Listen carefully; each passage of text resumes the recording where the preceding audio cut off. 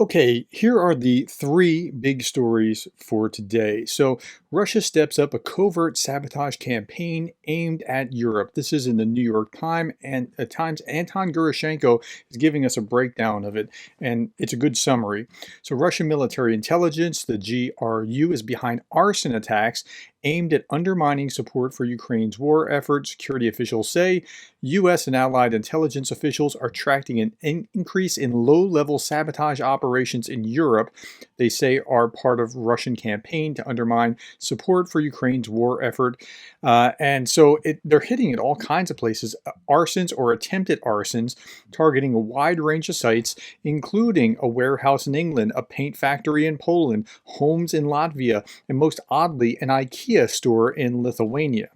But people accused of being Russian operatives have also been arrested on charges of plotting attacks on U.S. military bases. So these actions may appear random, but the American and European security officials say that they're part of a concerted effort, concerted Russian campaign to slow the supply of weapons to Kyiv and make it look as if opposition for Ukraine is growing organically. So all these problems that we're having here, we should focus on that, not what's going on all the way over there, I think is the idea.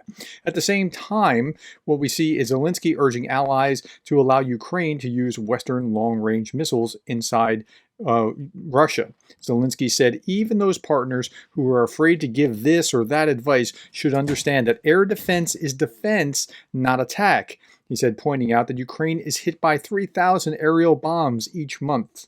So there's something really profound about that.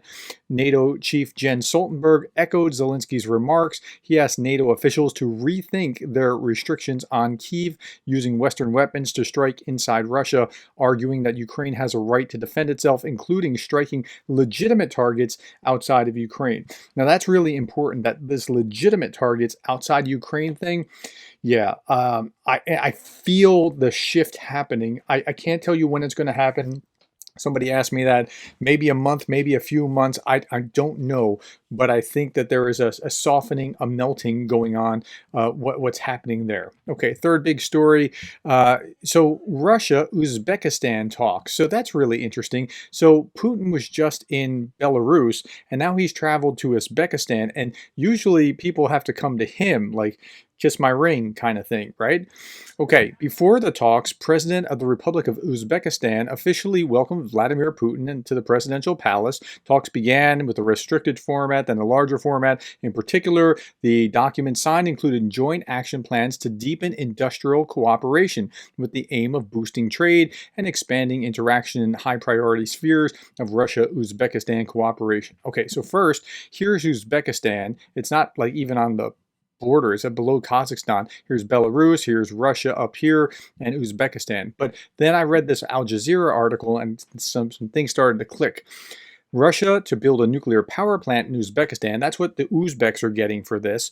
According to the documents published by the Kremlin, Russian state nuclear firm Rostom will build up to 6 nuclear reactors with a capacity of 55 megawatts in each Uzbekistan, a much smaller scale project than the 2.4 gigawatts one agreed in 2018, which remains to be finalized. The agreement will showcase, here's what's important, will showcase Russia's ability to export not only energy, but also high-tech products to new Asian markets. They're trying to show the world, see, we still have it going on. Despite sanctions, we can do whatever we can do. Of course, they're going to get something in trade, including Putin announced that Moscow would sharply increase gas deliveries to Uzbekistan. Uzbekistan last year started importing Russian natural gas via the same pipeline which had previously pumped it in the reverse direction. Although its own gas production remains substantial at about 50 billion cubic meters per year, Uzbekistan struggles to fully meet domestic demand, and Russia supplies it. And I'm sure there are going to be other technologies that will be crossing back into Russia as well. Okay, so that's all that I have. If you've gotten something out of my 3 big stories and you want to regularly keep yourself informed, please consider subscribing and hitting that bell so that you're aware. Thank you for your time. Thank you for the likes, the shares, the subscribes. Thank you to my new members on YouTube and to my patrons. I really appreciate your support. Thank you most of all for being the kind of person that cares about Ukraine.